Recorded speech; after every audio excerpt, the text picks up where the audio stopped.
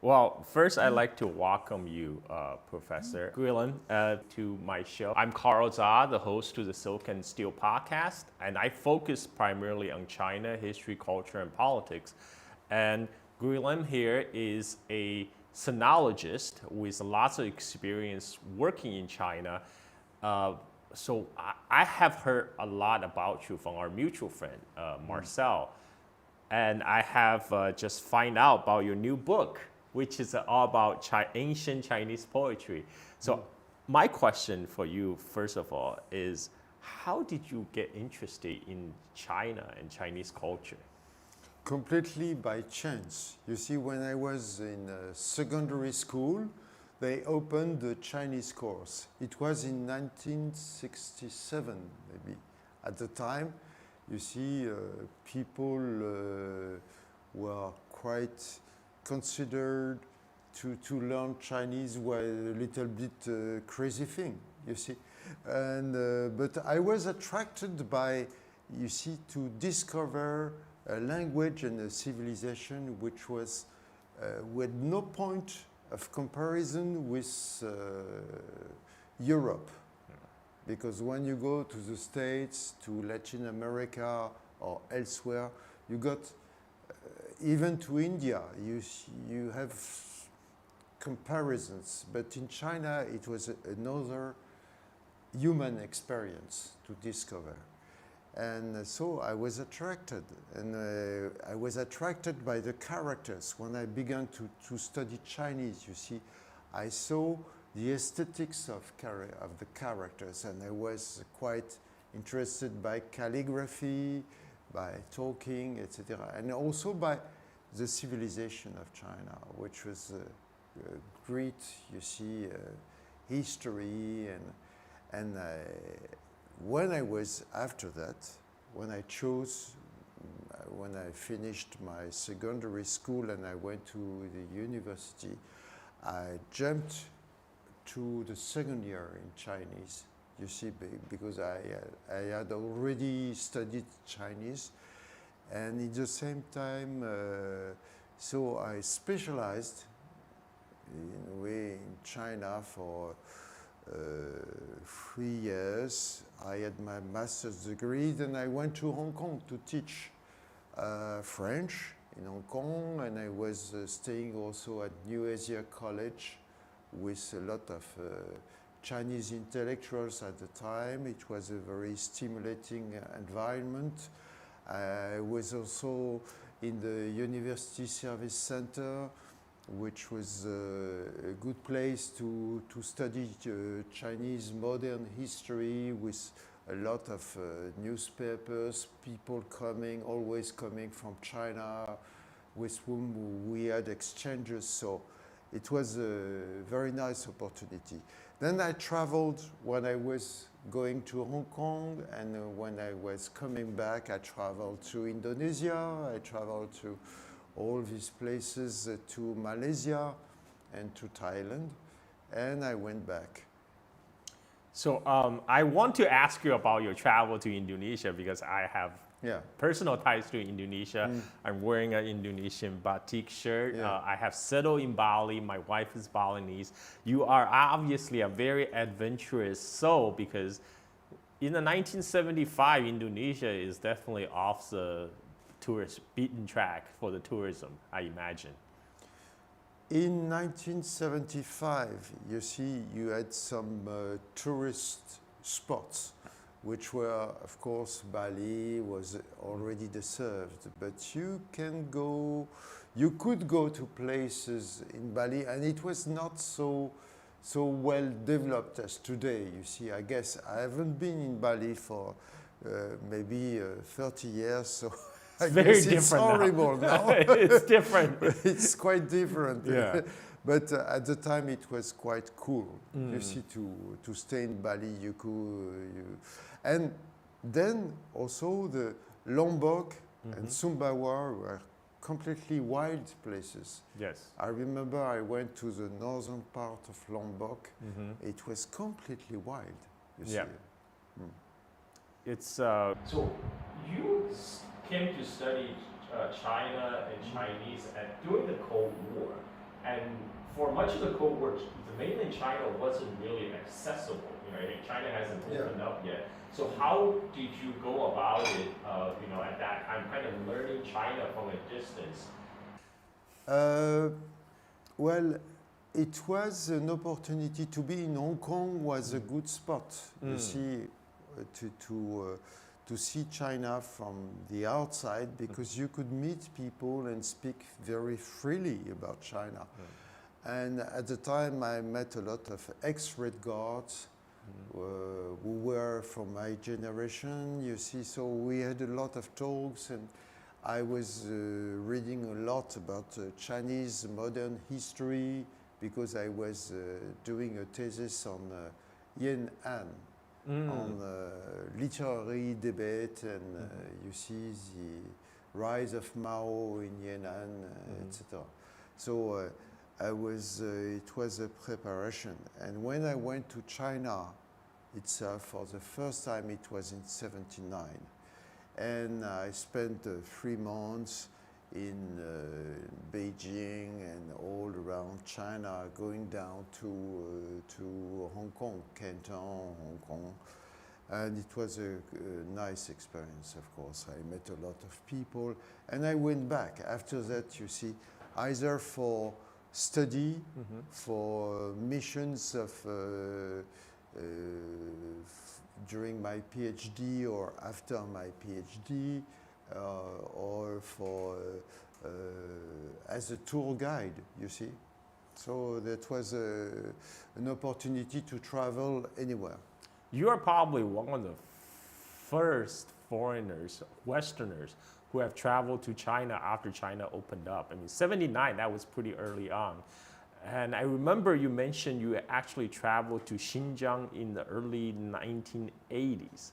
And that must be a very different place back then, because I watched the Japanese NHK documentary on Silk Road, which was filmed in Xinjiang from the same period you went, like 1979, 1980s, and it looks so different. Yeah. I guess it was not a touristic organization.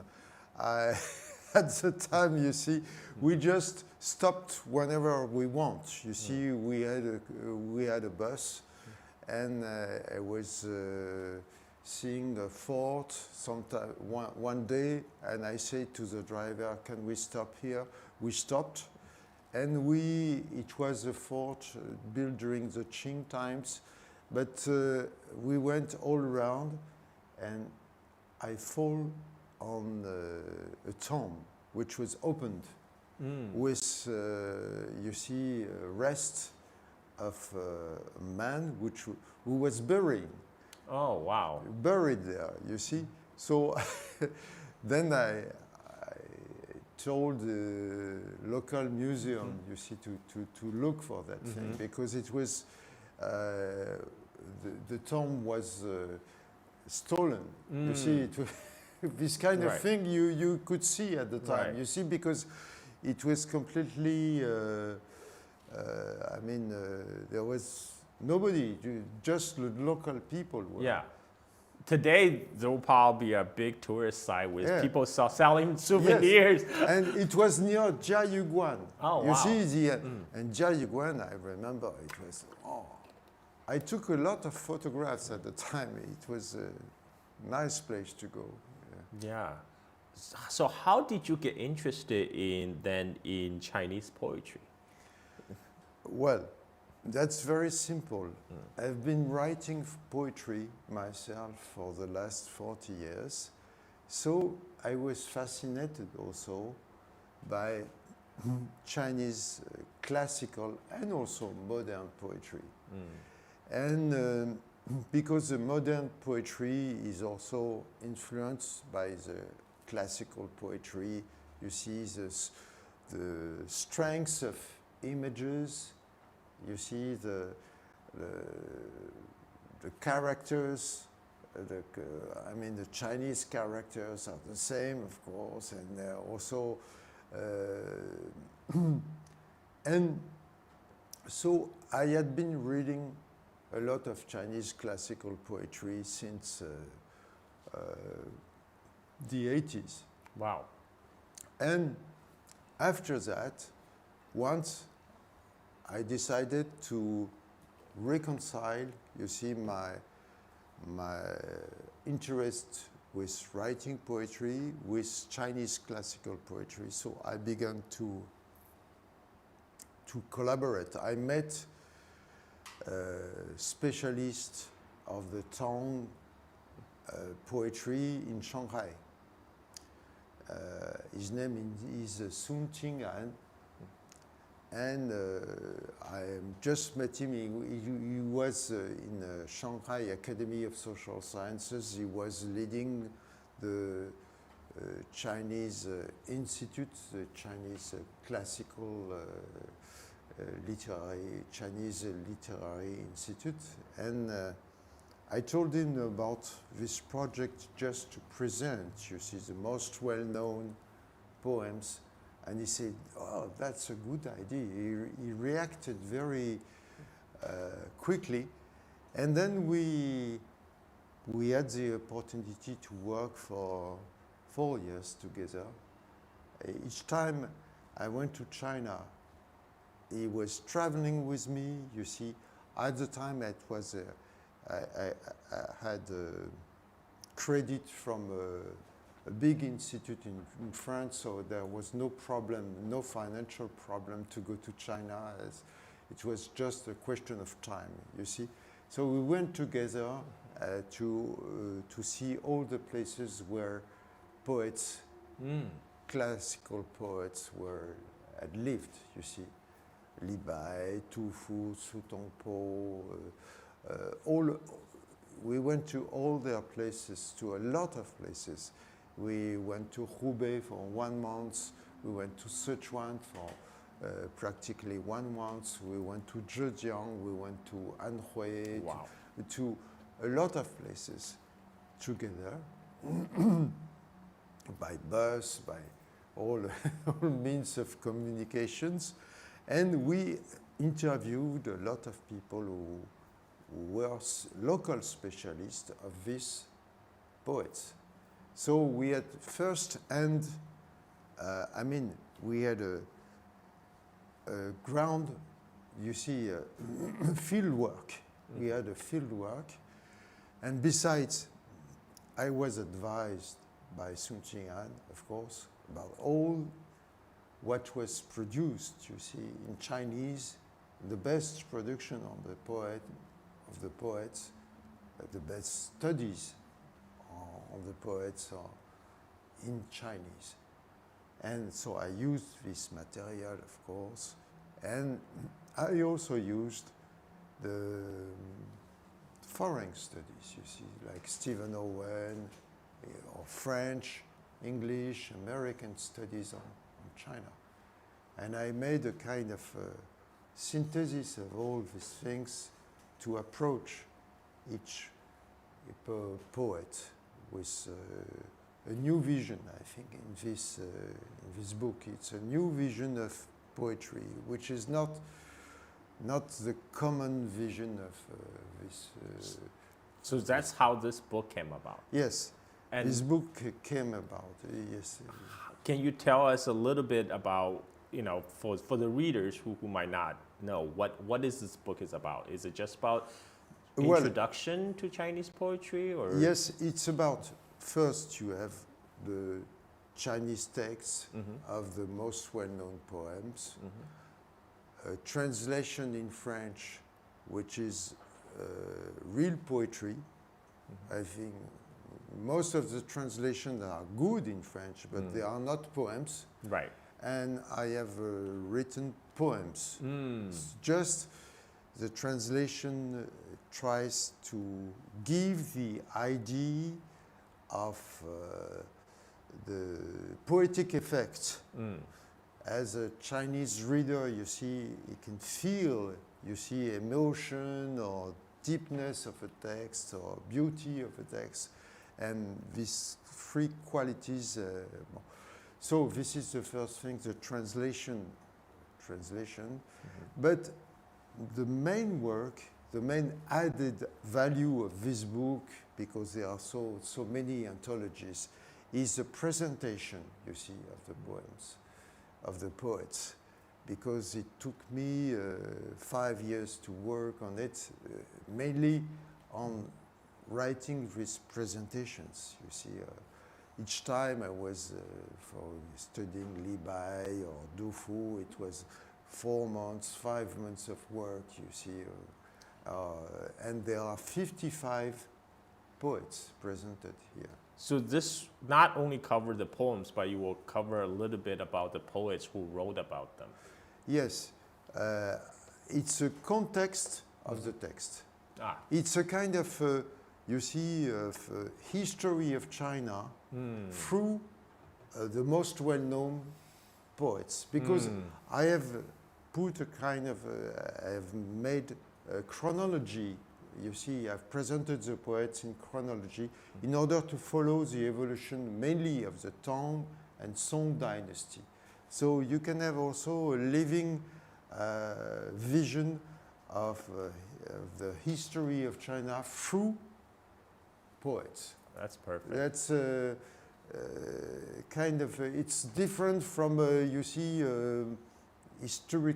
history book, but in the same time it's history, but I mean it's history through personal, you see, through living. Yes. Living persons, and also it has been, I had the chance to have the agreement of Yang Yongliang. Yang Yongliang is a famous photographer with work you can see from his studio. Yeah. He's working in New York and Shanghai. He teaches in I think in fine arts or photography in Shanghai, and he has a very interesting vision of photography, because his photographs, you see, it's a kind are a combination of the Song dynasty paintings like Fan Quan, and also you have a kind of all kinds of you see. Yeah, it's a kind of critic of the modernist time. So, right. so it's called Artificial Wonderland. You see this picture, and it's marvelous. So I'm just noticing right now when Guilhem pointed out to me, at first I thought this was just classical Chinese landscape painting, but when I look closely, I see these are actually photos of modern China, because you have like construction cranes everywhere. There's a building in the midst of being demolished and being rebuilt, and so this is both the traditional and modern China coming together. And that leads me to another point of this book, which I've also discovered through discussion with Sun Qing'an. It is the first book which introduces the way that Chinese poems are used between Chinese people to interact. I mean, when I want to interact with someone in some special occasion, I cite a poem. I can cite a poem. So this habit was present in some, of course, in Chu Xiaolong, you see novels about people are used to it in China, but in foreign countries they don't understand how Chinese can use Chinese poems, you see, to interact between themselves, or you see. So this is the use of poetry which maintains the poetical tradition, you see. That's fantastic. That's fantastic, because I currently I'm on my own podcast. I do a podcast about Chinese history, and I'm doing a chronological retelling of Chinese history from the very beginning. I covered to about 300 BC right now, and the period I just covered, which is the spring-autumn period, when there's a lot of Chinese philosopher, Confucius, Lao Tzu, Zhuangzi lived. I'm basing a lot of my podcast content on this Chinese narrative history called Zuo Zhuan.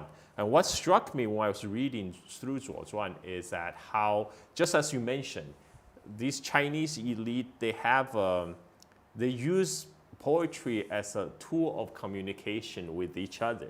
And everybody just, when they recite a poem, they kind of instinctively understood what the other guy meant by reciting that poem. There was a particular case when a crown prince who was he's thinking he's in danger of losing his position as a crown prince because he has been exiled by his father to be a governor of a far-flung province. So he sent his envoy to his dad to find out what his situation is. So the envoy obviously can't say it directly to the king, you know, what do you intend to do about your son? So instead he used poetry. He will cite the poetry about, he said,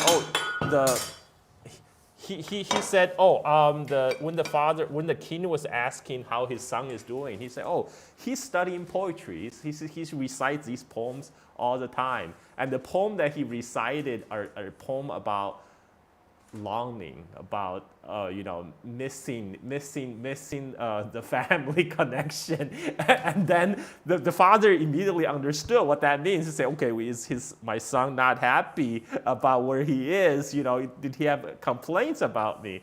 And then he sent the envoy back to his son with a box. He instructed can only be opened when he sees the crown prince. So when the crown prince received the gift from his father, he opened the box, and it's just a bunch of clothes, but in very disorderly, disheveled fashion. The envoy didn't understand. So I was very careful with the gift. You know, I did not disturb the content of the box. But the son immediately understood. He said, well, there was a poem there was a poem from the Book of Songs that says the official was, he woke up, hurriedly put on his clothes out of totally out of order. It's because he need to rush to the court to pay homage to his sovereign. This is actually my dad is telling me to come home. So all this message was sent without explicit mentioning of anything. This is exactly the first chapter of the book is on the Xinjiang, on the book of odes, and I cite, you see, examples of this use of poems between Chinese diplomats of the time or Chinese sovereigns. But that was poetry is for me a kind of also of a way of life also. That's not only writing, you see, it's a way to look at things and to live things. I live in the countryside actually, so I'm not far from the Chinese tradition of hermit philosopher. Hermit. So you must have, you have experienced the full breadth of China for the last 40, 50 years. The China that you have studied, you learned and traveled through must have changed a lot. How did that affect your perception of China, if any? Well, at the beginning of the 80s, I was quite doubtful about Chinese reforms. And after 1984, when China really opened to, you see, the foreign capital, foreign technology, I was I began to work, you see, on with foreign companies and also with experts, foreign experts in China. And I had another vision of the things because at the time I was studying, you see, I was doing another PhD on economics. You see, I was studying economics in a French institute. And I began fascinated, more and more fascinated with Chinese reforms. And for maybe 30 years, I've two interests: economy and poetry. that's not necessarily you see incompatible.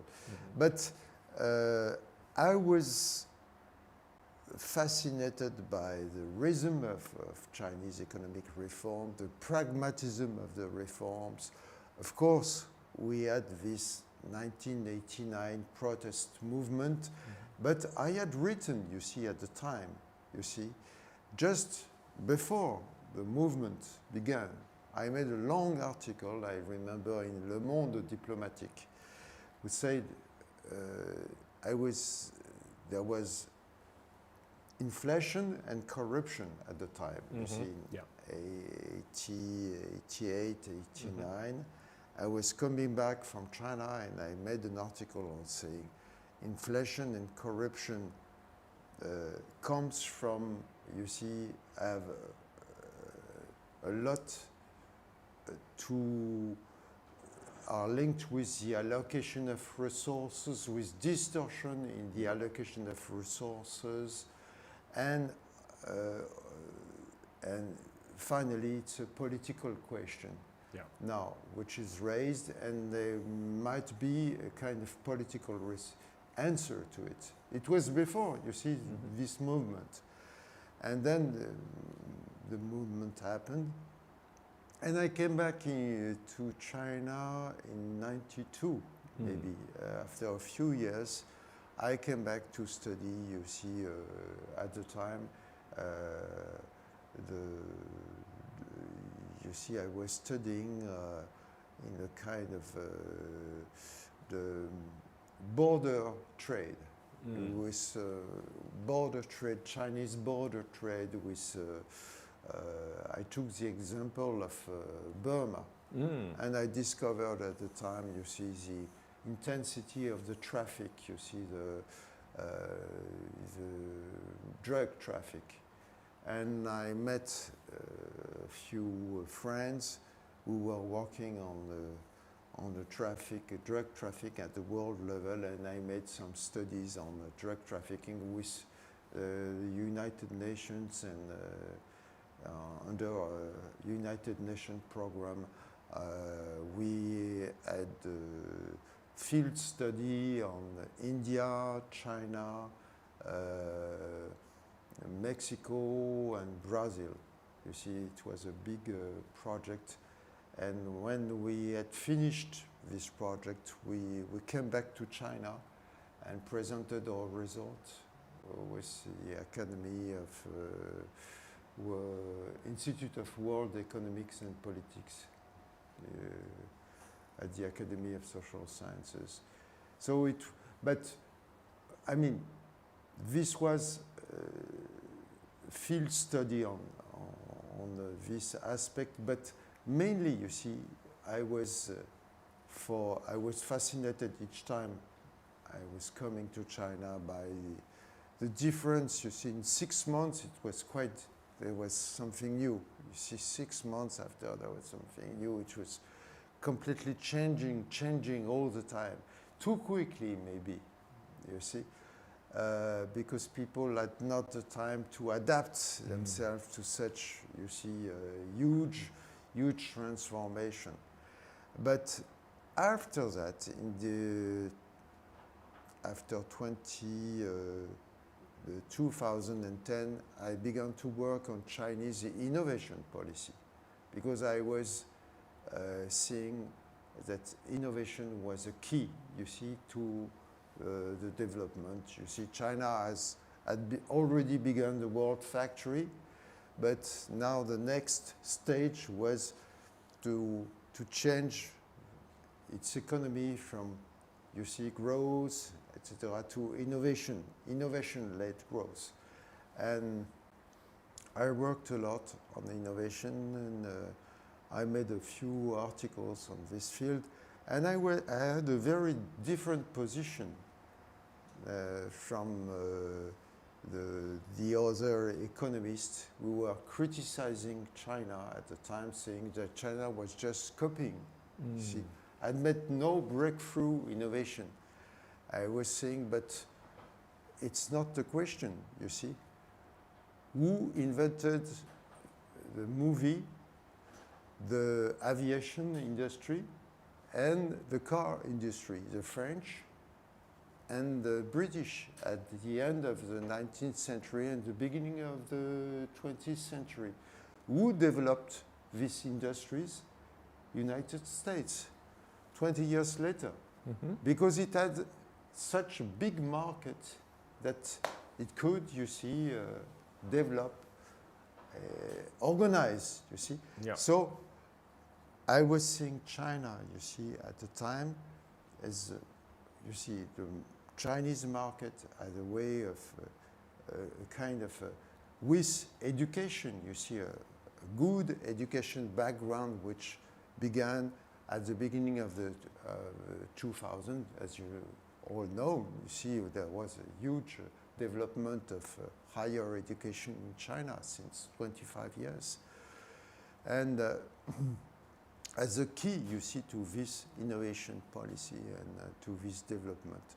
And now, and the last study was about artificial intelligence. So, and the key, you see, but I was also using, you see, other historical examples to show that it's not the question who makes the breakthrough innovation, you see. That's not the problem. I was saying during the Italian Renaissance was at the 14th century. At the end of the 14th century, the beginning, the 15th century, Quattrocento. 14th century, beginning of the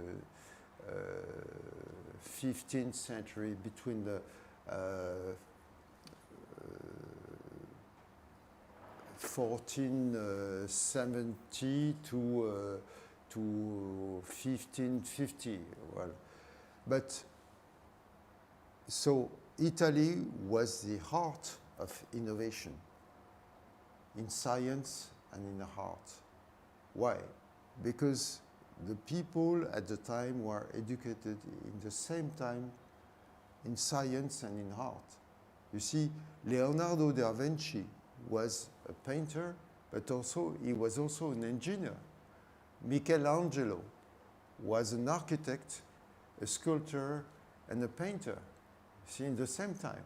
So there was this combination of people who led to this education background, who led to strong innovation, you see. But who led the world in the 16th century? Italy was not existing as a power. It was transferred to Spain and Portugal, which divided the whole world because they used the people, you see, coming from Italy, like the navigators, like Columbus, etc., to lead their float, to lead their boats, you see, to navigate through the world and to discover. So the situation, it's a flow of people, which is the key. According to my, to my analysis, and now it's reversing to China, I guess, because of, you see, this reaction of this anti-science point of view of Trump and all this conservative background in the US. You are early. You are very early. Your analysis about both Chinese innovation and the way how the progress is being transferred from different regions of the world. Yeah. I think it's because it's rare for people with your breadth of knowledge, across history, economics, and poetry, and to put all that together. I mean, I'm very impressed because I'm only coming to realize what you said about how the market dominance in the application of technology, first from Europe to US and now from US to China, only maybe in the last few years. But you did this back in 2010, so you're a pioneer in, I think. No. I've used also. You see, it's for among economists. It's a well-known assertion that market size determines innovation. You see, the strongness of the strengths of innovation depends from the market. You see, so it's not a personal discovery, but I just wanted to make comparisons. You see, historical comparisons between innovation and breakthrough innovation, because most of the people were saying that China had not made any breakthrough innovation. Right. Who invented internet? Of course, it's the US. Gore, Al Gore. Al Gore claims the credit for inventing the internet. Yeah. Very few people could put all that knowledge together. There are people who understood maybe the development of Italian Renaissance that led to later the Portugal and Spain's dominance. But to put that together with today's economic development, very few people have done that. I think it's because today there's not many people who really study history or have a classical education or apply those knowledge to the present. But to analyze the present, you have to see the past. Yes. You see, to analyze, if you want to look at the future, you have to see the past. So that's, and the tendencies are very moving. You see, in terms of innovation, you see, of course, there is on the Chinese internet, for instance, you see the WeChat application.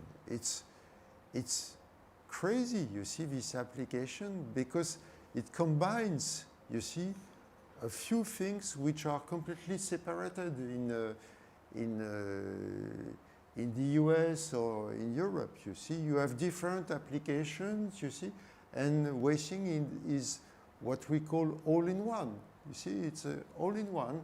You can you can talk, you can transfer money, you can, and in different, I mean, in the US or elsewhere, it's different companies which have their own application, etc., etc. Yeah, Elon Musk. It's a kind of innovation. Also, it means that's very convenient. Of course, there are also other sides. I mean, social control, etc. We can see. Well, Elon Musk and Zuckerberg have wished they have a super app like the WeChat or even Alipay for years now, but they haven't been able to successfully replicate one. They always accuse people, some people in the West always accuse China of copying, technology. But so far, nobody has been successfully copied the super app concept Absolutely. of WeChat or Alipay. And TikTok is the best example also. That's when when TikTok was developed. It was already developed in the US in 2018 or 17. It was quite popular at the time. I said there's gonna be a problem in China. So it's a kind of disymmetry, of course. But asymmetry of I mean, in terms of exchanges, but now this kind of transnational applications are really can raise also all kinds of problems in the future. Well, that's why Trump administration right now is trying to erect a wall, right, between U.S. and maybe some European market to try to wall it off from the Chinese apps and Chinese technologies, including EVs or in TikTok case, they're trying to force China to sell TikTok to U.S. Whether that approach will succeed, I think that's remain to be seen. It remains to be seen because, I mean, most of the Chinese economists now consider that Trump is in a kind of, I mean, the Chinese government actually see Trump as a kind of, he has his own contradiction, you see, because he cannot do his trade war and in the same time raise the stock market. So the stock market is something which is very important in the US because most of the people have, who are retired depend from the stock market, you see, and if it cannot, this trade war can't last for long, you see, because the stock market is going to go down. And so, I mean, the Chinese government now has a strong position because it can wait. Of course, it's not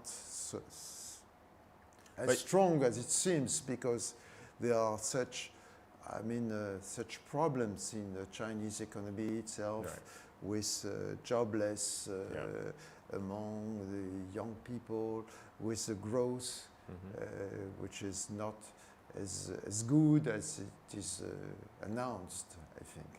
But U.S. politicians, they're very good also at stock market. Nancy Pelosi is the best stock pickers of all time. Her track record beats most of the fund managers on the Wall Street because she has inside information.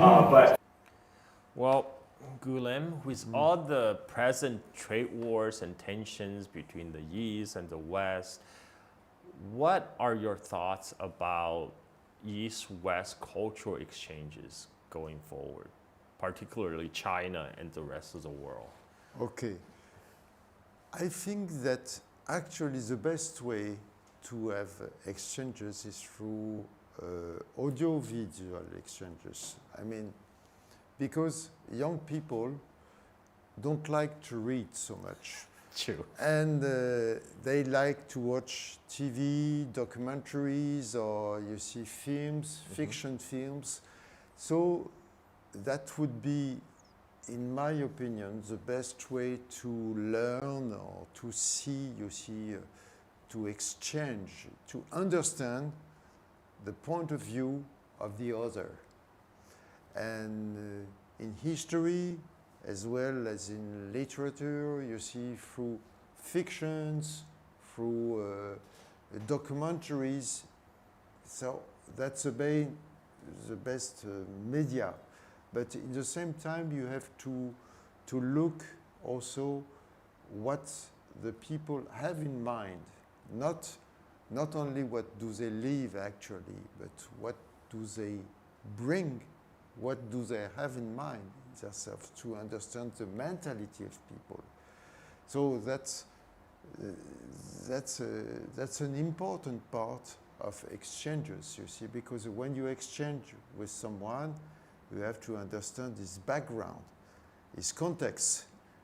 So that's why you see I've asked you question because before this interview about your own path, you see.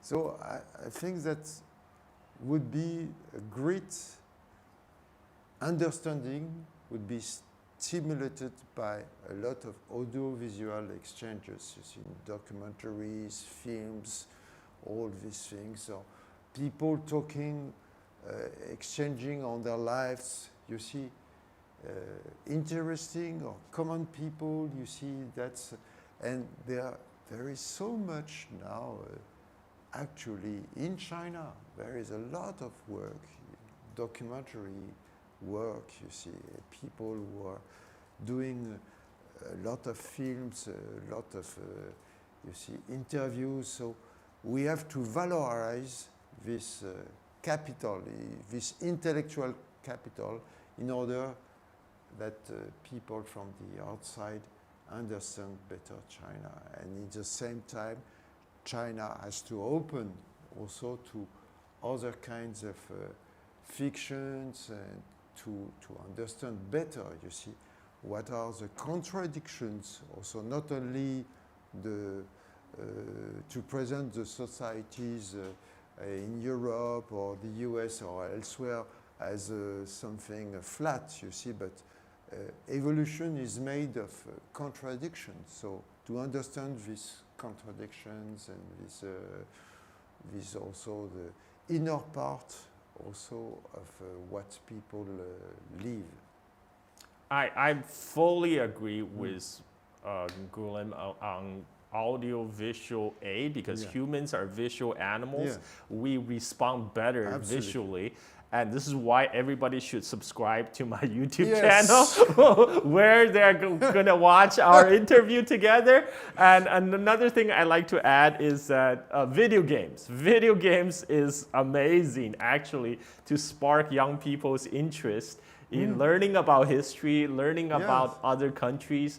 And China actually has done a pretty good job recently with some blockbuster video games like the Black Myth Wukong.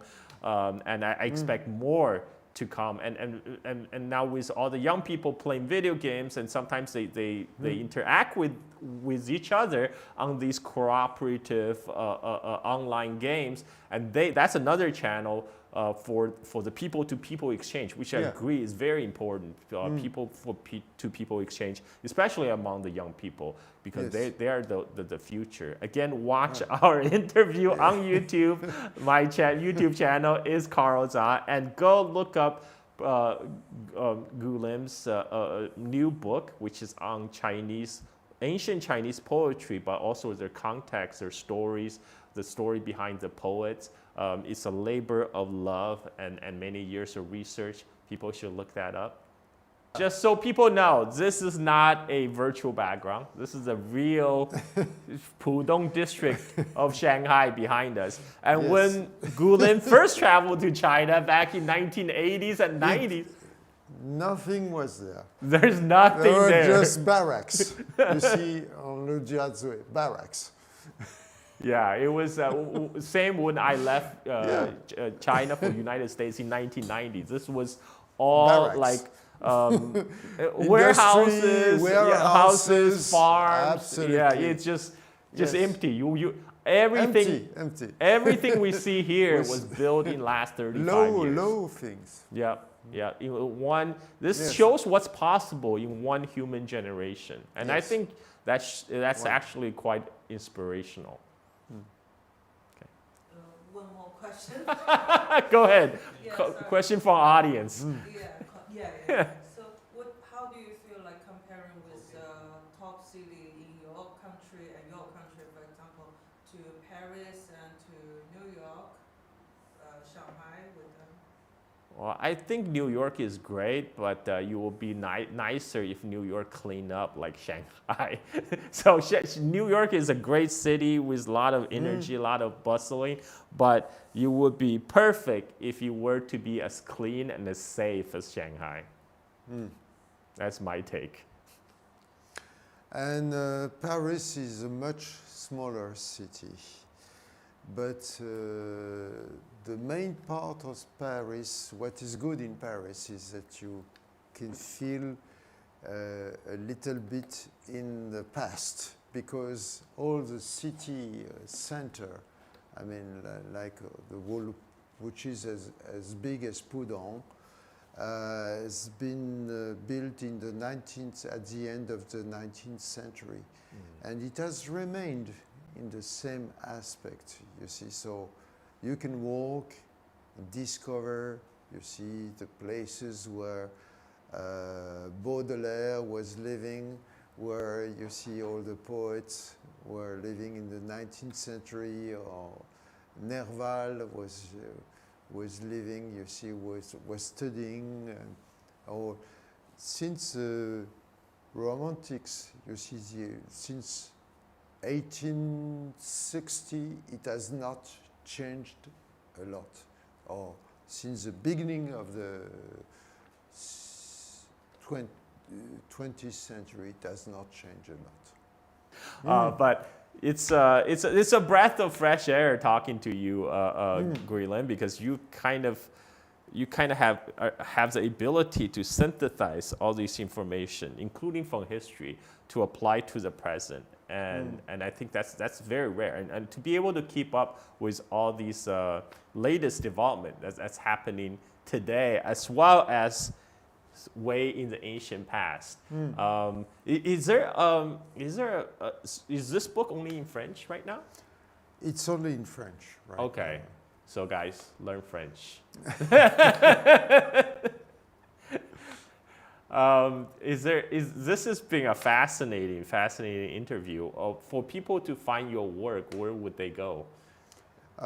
To this book first, and also to the Edition Floem, because on my poetry is also you have all the Edition Floem, which is so on the site, you see on the internet. So for my poetry, you see my... People go purchase this book, learn French, and search for Guilhem Faber.